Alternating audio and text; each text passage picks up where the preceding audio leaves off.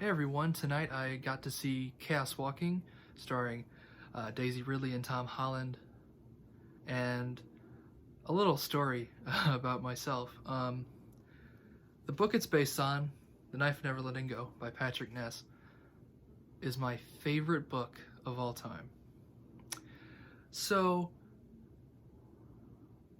it's safe to assume that it made judging this movie unbiased really difficult. But I think I did an okay job. I tried to when I was watching it tonight, I was like I tried my very best to keep the book out of my mind. And it helped that I didn't reread the book in preparation for the film. So like some details were kind of fuzzy anyway. This movie was special to me in a weird way, or at least like the anticipation for this movie was special to me because a good friend of mine, one of my very best friends, she introduced me to this book. About exactly 2 years ago, in March 2019, I was on spring break when she introduced me to this book, and it was really special, and I got to see the film with her tonight, and that was really special to me, and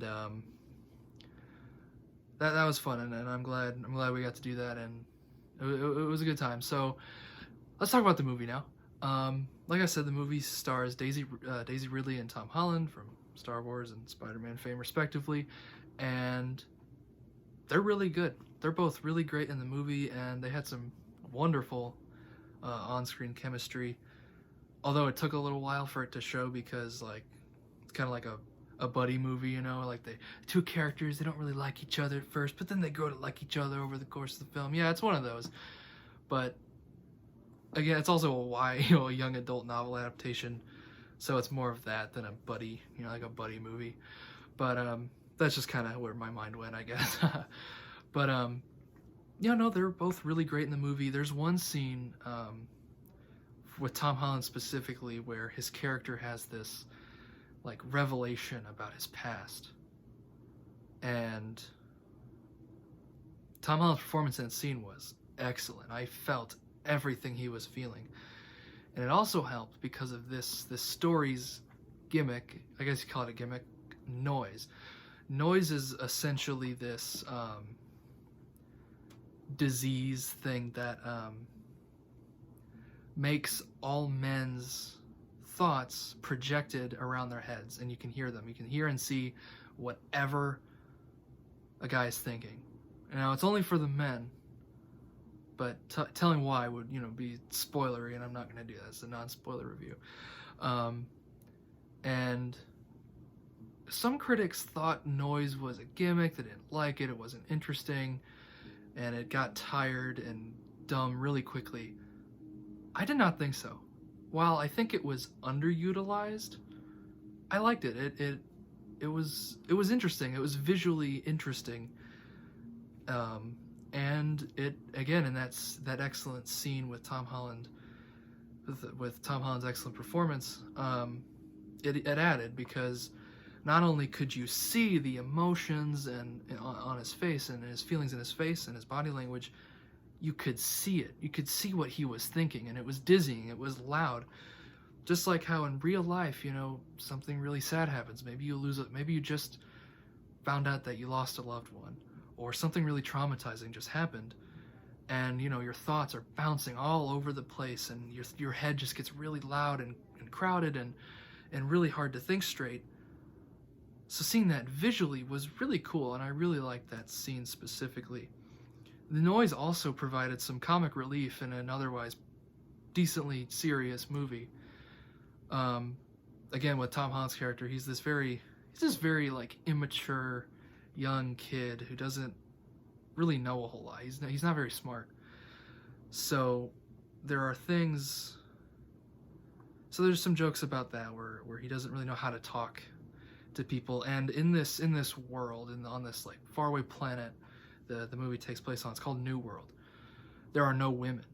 And Daisy Ridley's character is the first woman that Tom Holland's character has ever seen in his life, so he doesn't know how to act. He doesn't know how to talk around women. And there's thoughts and things that you see in his Noise that add for some funny moments between him and Daisy Ridley, and it's their chemistry coupled with the noise makes for some really fun and funny moments.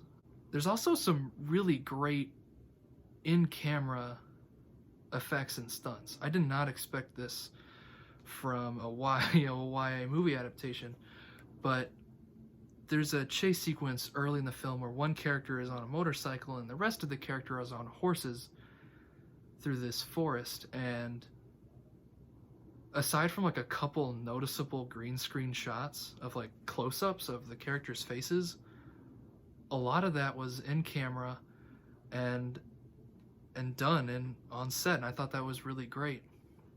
You know, like horses weaving between these trees and this motorcycle taking really sharp turns around these trees, and it was exciting. It was fun. The action scenes overall were really fun. Again, a lot of in-camera work, which was really surprising, but it's also a Doug Liman film, and I know him most from Edge of Tomorrow, and the action and stunts in that movie were great, so there's no real surprise there. So, of course, you know, first woman on this planet ever, and of course, you know, there's got to be a bad guy trying to hunt her down, and that is played by Mads Mikkelsen's character, Prentice. Now, I'm going to kind of pull from the book here a little bit. In the books, he was this very chilling, scary, horrible, terrifying man, as well as the secondary villain, Preacher Aaron. They both, in the books, were horrifying, amazing, scary villains. Here, though, in the movie, they were kind of lame, kind of boring. Even though Preacher Aaron was the secondary antagonist, he was more interesting just because he was so unhinged and still crazy. But yeah, Prentice was just a really boring villain here, and that really sucks, especially because he's so great in the books. But he's a really boring villain. He's not really fleshed out.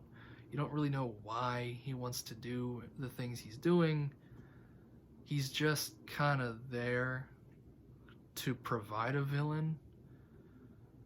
And it's a good thing Mads Mikkelsen is like kind of intimidating. Like his voice and kind of the way he holds himself is already kind of intimidating. So I mean, if he had a better script, I think he would have done so much more. Because I think, like, when I first heard that they cast him as Prentice, I was like, that's like perfect casting. Wow. So I think if they gave him a better script, he would have killed it. Probably would have been one of the best villains, in my opinion. If the writing was a little better for his character. Yeah, he was really boring. And Preacher Aaron, again, was another character who wasn't really fleshed out that much, but he was really unhinged, and his noise looked different than everyone else's. So he was interesting in that way, where he was completely insane, and his noise was like looked different, but he wasn't. He was pretty lame too in terms of, you know, background, and they didn't flesh out any of the villains. Another like big issue I had was the ending felt rushed, like really rushed. The first two acts move along nicely. They move along nicely, and then the ending, you get to the third act, and even like the first half of the third act is really good, but then, like, you know, you have like your final confrontation with your villains, right? There's a final confrontation, and it just kind of ends. It just happens really quickly, and then there's like a little bit of wrapping up, and then the movie ends, and then it's over. There's the credits. I remember I thought to myself, I was like, that's it? I mean, it wasn't a necessarily bad ending, but I just thought, that's it? And, you know, you don't really want to think that when a film ends. You never want to think to yourself, that's it? This movie has a criminally short runtime, an hour and 49 minutes. I think they could have used maybe an extra like 6, 7, maybe even 10 minutes just to wrap up the story a little bit more, because that's another problem I have with it. It ends, and it feels like it was setting up for another movie. That's I'll be honest. I won't spoil anything, of course, but that's what it feels like. The ending to Chaos Walking feels like it's setting up another film. Yeah, the ending was rushed, and I think it's due to the film's troubled production.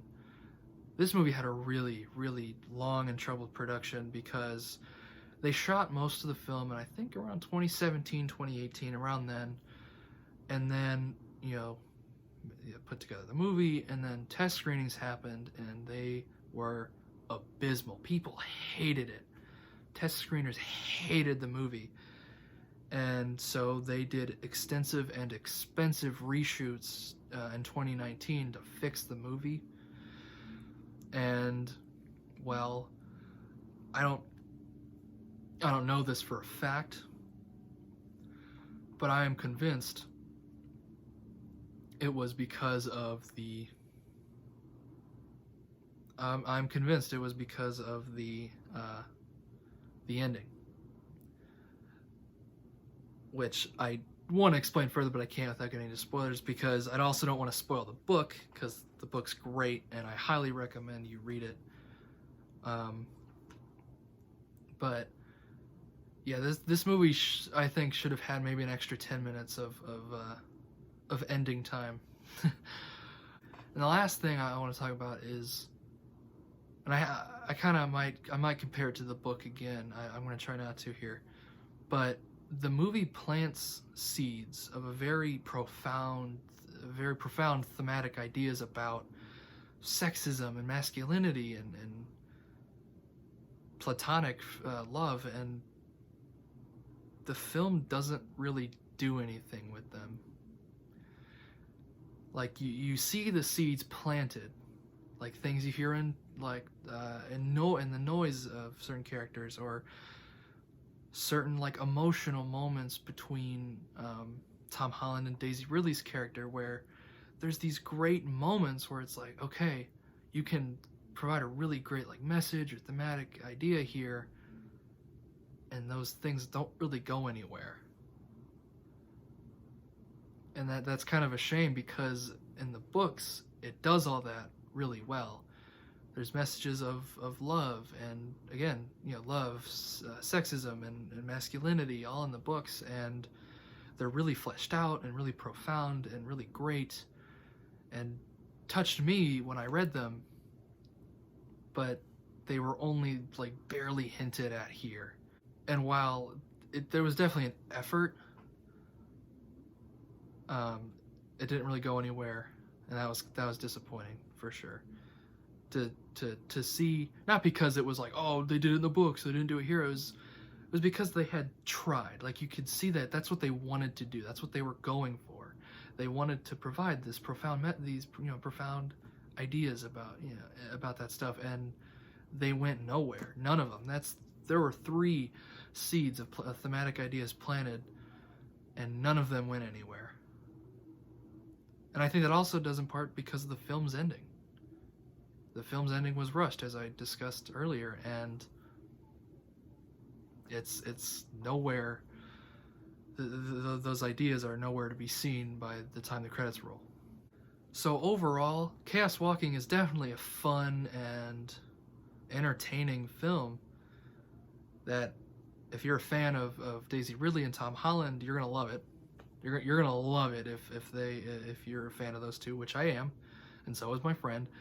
We're both huge fans of those 2 actors, and I feel like Doug Liman's work, you're gonna like it here, I think, at least.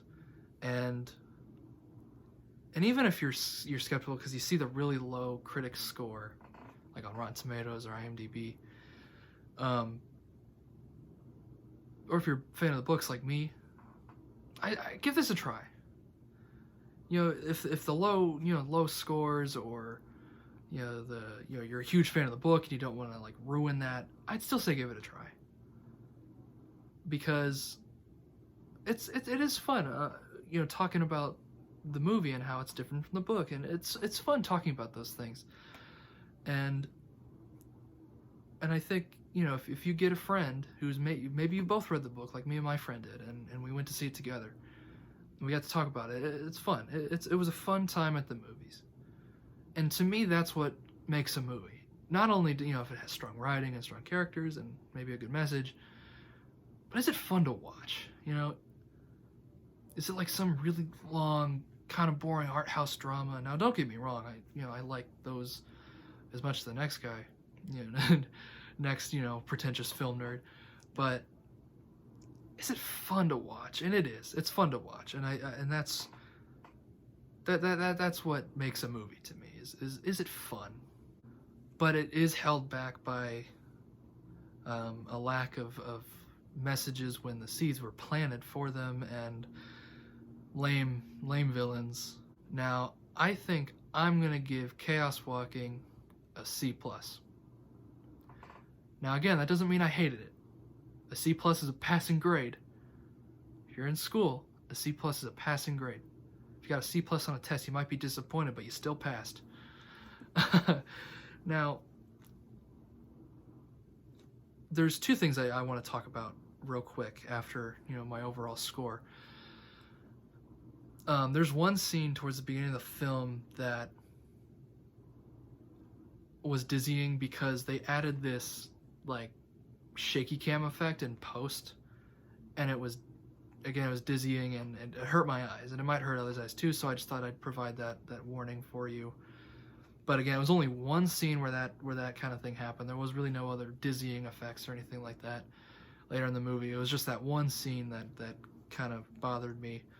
So I just thought I'd warn you. And I'm not sure if I'll do this video in the future, but while I did like the movie and it was fun and entertaining, I think it fails as an adaptation. But to fully talk about why, I'd have to get into spoilers, not only for the film, but also for the book. And if you want to see a video like that, let me know in the comments below, because I think that'd be really fun, and maybe I can bring my friend on, and we could talk about it together and have like a little spoiler discussion, and I think that would be fun. But let me know if you want to see something like that in the future. But yeah, other than that, that's it. That's all I got. I highly recommend at least checking out the book.